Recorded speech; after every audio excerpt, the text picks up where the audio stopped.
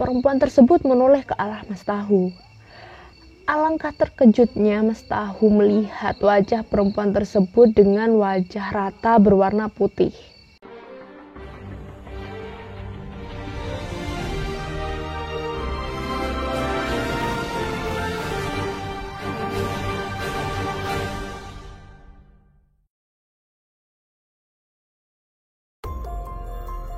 Assalamualaikum warahmatullahi wabarakatuh. Hai gengs, apa kabar? Nah, udah lama kan si Coko ini nggak nongol di hadapan kalian karena kesibukan masalah di dunia nyata gengs. Jadi Coko sempat vakum atau ya bisa dibilang Coko lama nggak eksis di per-YouTubean. Nah, sekarang ini Coko mau nerusin ceritanya Mas Tahutek yang terakhir kemarin, yang dimana Mas Tahutek itu kan pas jualan itu sering ketemu sama Mbak Kunti ya. Nah, oke gengs, jadi sebelum Coko lanjut ke ceritanya, Coko ingetin lagi buat kalian yang belum subscribe atau yang sudah subscribe itu untuk like dan share channel Coko ini ke teman-teman kalian biar kita bisa berbagi kehururan yang ada di alam ini gengs. Untuk kalian yang punya cerita horor itu juga bisa dikirimkan ke channel Coko Delete gengs, bisa lewat DM di Instagram atau juga bisa lewat WA. Oke? Nah, baiklah kita lanjut ke cerita Mas Tahutek part 2. Subscribe. Masih tentang Mas Tahu, karena beberapa hari yang lalu saya ini temennya Coko ya gengs, jadi bukan Coko sendiri yang ketemu sama Mas Tahu. Jadi ini tuh cerita dari Mas Yanu yang kemarin itu. Jadi ini cerita dari temen Coko, jadi saya di sini adalah Mas Yanu. Karena beberapa hari yang lalu saya ketemu dengan Mas Tahu dan ternyata Mas Tahu punya banyak cerita mistis selama berjualan. Cerita saya kali ini mengenai Mas Tahu yang terjadi antara sekitar tahun 2008 sampai 2011-an. Karena Mas Tahu karena Mas Tahu ini suka berjualan sendiri di malam hari ya, seperti biasanya masih sama sekitar jam 9 malam Mas Tahu berjualan masuk di perumahan saya. Tapi aneh sekali, waktu itu di perumahan saya sepi sekali. Dan akhirnya Mas Tahu memutuskan untuk keliling di kampung sebelah. Memang tidak biasanya Mas Tahu keliling di kampung sebelah ini. Karena biasanya setelah keliling di perumahan saya, Mas Tahu langsung pulang. Baru kali ini Mas Tahu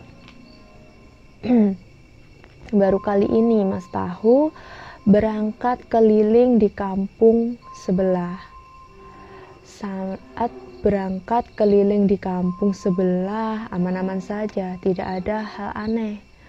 Sampai jam 12.30, jam setengah 1 malam, Mas Tahu selesai keliling dan memutuskan untuk pulang gengs. Pada waktu perjalanan pulang ini, Mas Tahu sempat berhenti di pinggir jalan untuk duduk istirahat.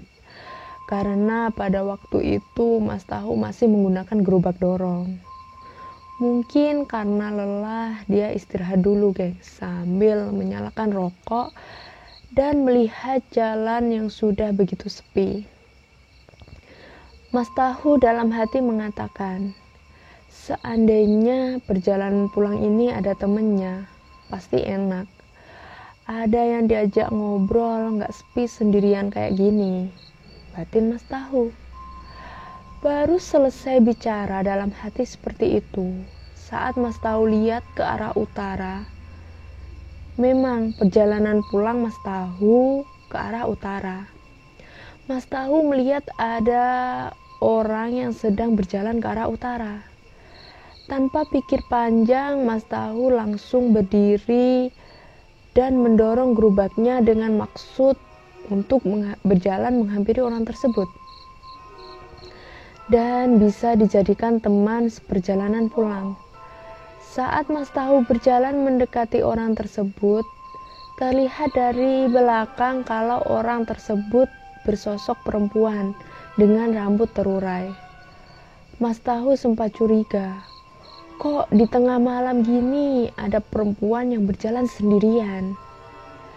Tapi Mas Tahu menepis rasa curiga tersebut dengan berjalan lebih cepat. Tapi alangkah anehnya, semakin Mas Tahu berjalan lebih cepat, perempuan tersebut tidak terkejar dan masih tetap berjalan di depan Mas Tahu. Hingga tiba di tempat yang biasanya disebut Buk Kembar. Orang di sekitar tempat tinggal saya menamai tempat tersebut Buk Kembar. Buk itu apa ya, gengs? Buk itu seperti kayak jembatan. Mungkin jembatannya ada 2 yang persis, jadi dinamai Buk Kembar atau jembatan kembar. Jadi kurang lebih seperti itulah kalau bahasa orang Jawa. Tiba-tiba perempuan tersebut belok ke arah lahan kosong di samping Buk Kembar. Dan pada saat itu Mas Tahu dalam hati bilang, kok perempuan ini belok ke sini? Berarti Mas Tahu. Lalu Mas Tahu mulai ingin menyapa perempuan tersebut. Saat Mas Tahu memanggil Mbak, perempuan tersebut menoleh ke arah Mas Tahu. Alangkah terkejutnya Mas Tahu melihat wajah perempuan tersebut dengan wajah rata berwarna putih. Seketika itu Mas Tahu terkejut dan berlari mendorong gerobaknya. Tapi anehnya saat Mas Tahu lari, seakan-akan tertahan di tempat. Sambil membaca doa, Mas Tahu akhirnya bisa melewati tempat tersebut hingga sampai di rumah. Keanehan juga terjadi di esok harinya. Yang pada waktu malam hari Mas Tahu berjualan ditemui wanita berwajah rata itu. Dagangan Mas Tahu hanya laku sedikit. Tapi keesokan harinya, dagangan Mas Tahu laku keras. Bahkan tidak sampai jam 9 malam sudah habis. Dan hal tersebut terjadi 1 minggu berturut-turut.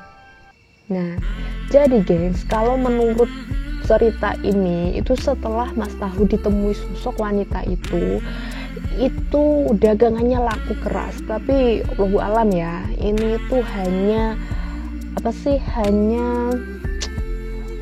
perkiraan saja atau hanya mitos saja. Kalau menurut Coko sendiri sih, yang namanya rezeki itu datangnya tetap dari Allah Subhanahu wa Ta'ala, bukan karena hal-hal mistis seperti ini.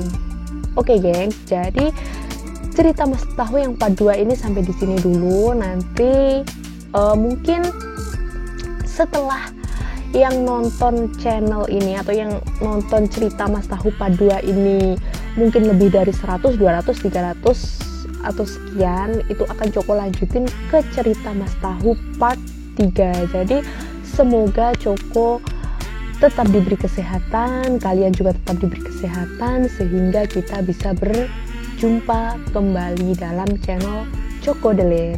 Oke? Nah, akhir kata, terima kasih, thank you, assalamualaikum warahmatullahi wabarakatuh.